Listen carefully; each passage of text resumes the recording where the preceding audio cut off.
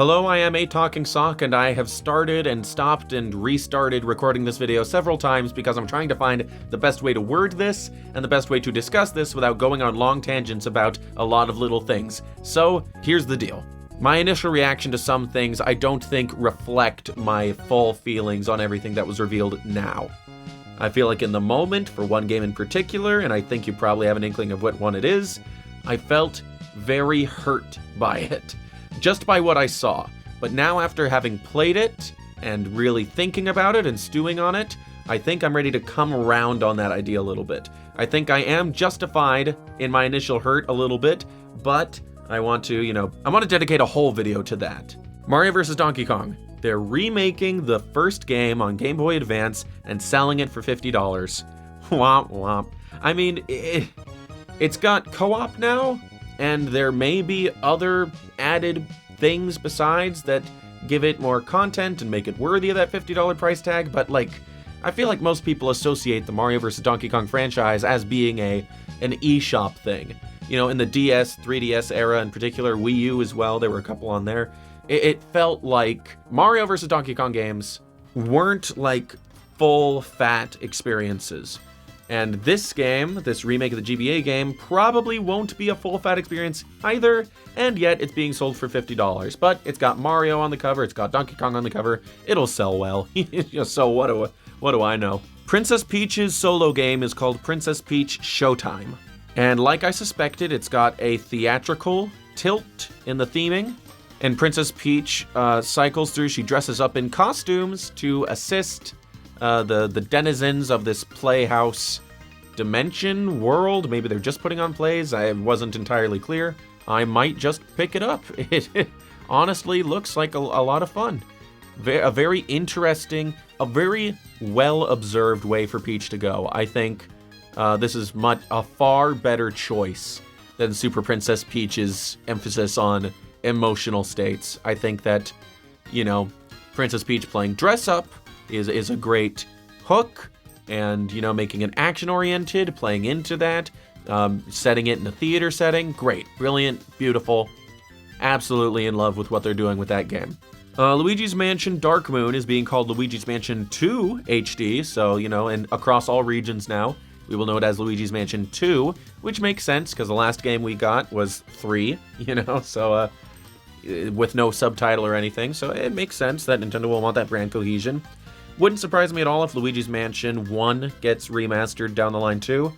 Seems like the sort of thing they might shadow drop in a future direct, maybe, this February or something. Mario RPG looks phenomenal. The Mario Kart DLC, you've got Funky Kong, Diddy Kong, Pauline, and Peachette for some reason. Lots of Kong love, more characters than people would have expected to come. Peachette.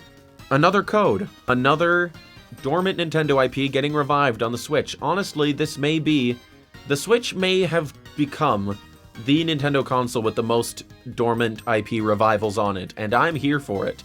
It's a shame that most of them are IPs that I don't personally care about, Yeah, I'd love to see Custom Robo, I'd love to see Excitebots, but I'm not complaining, obviously, It's nice to see any old Nintendo IPs get this treatment, be paraded out again and said, look, somebody out there will make this, and we, Nintendo, let them.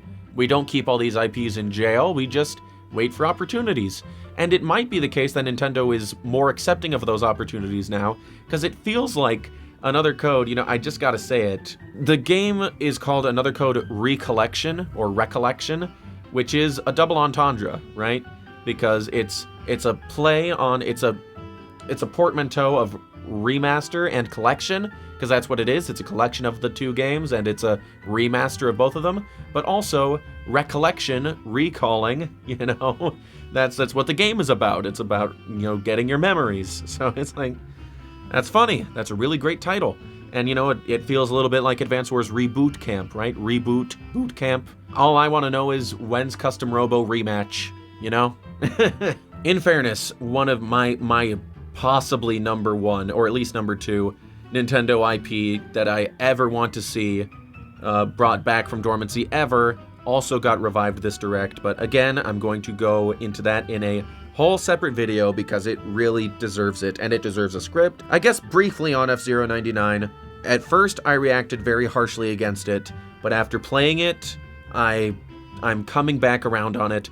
I can see the good, I can see the bad. I think the complaints of the bad are very valid, but I think the acknowledgement of the good is very worth discussing. So that's why I'm going to talk about that more in depth in a future video. Very soon future video, hopefully. I'm really gonna try on that one. It shouldn't be hard to get B-roll either. I'm gonna be playing this game like a mother.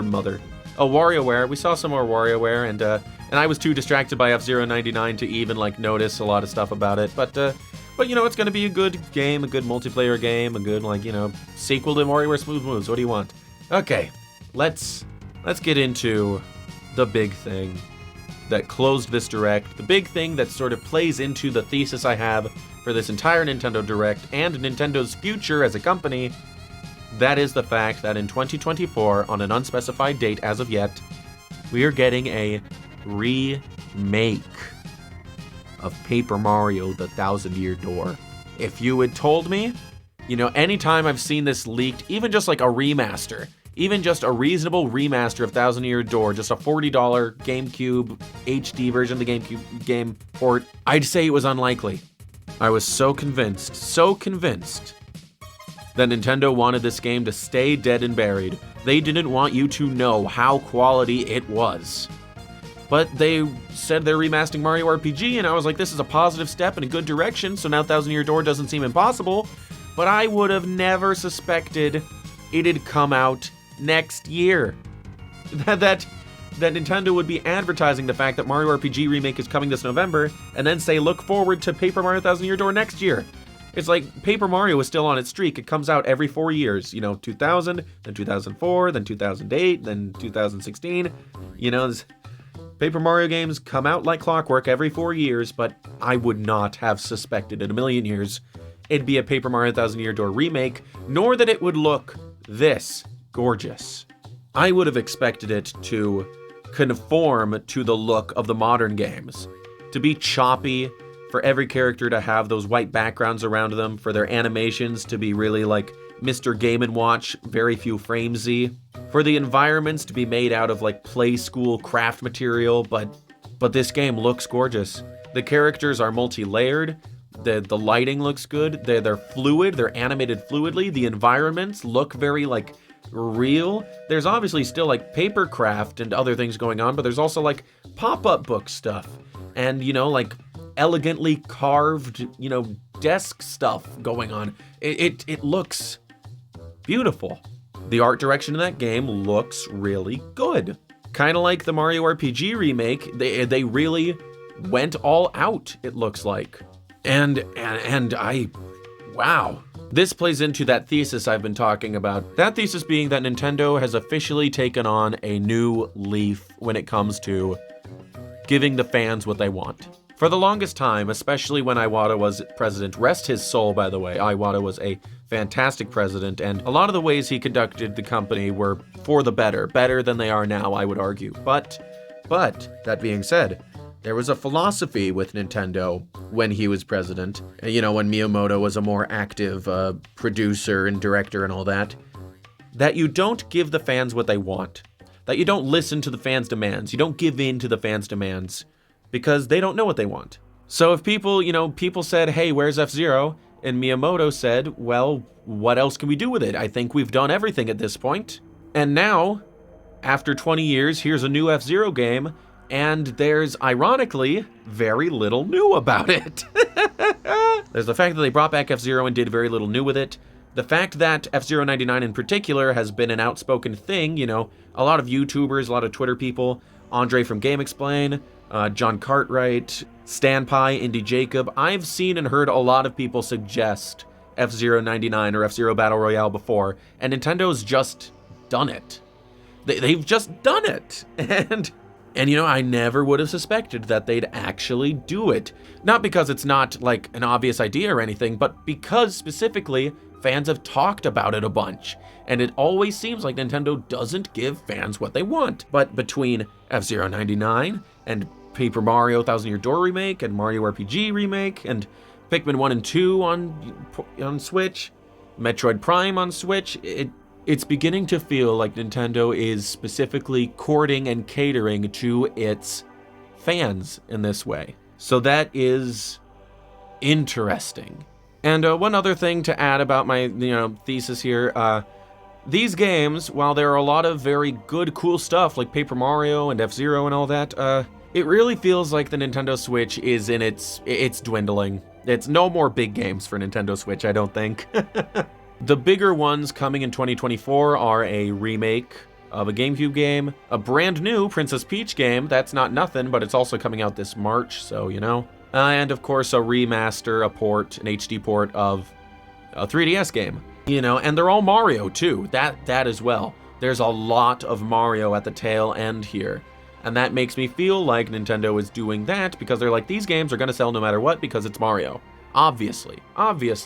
So they're gonna give the Switch a great big push in new sales and software sales, and we won't have to, feel bad about rolling in the next console.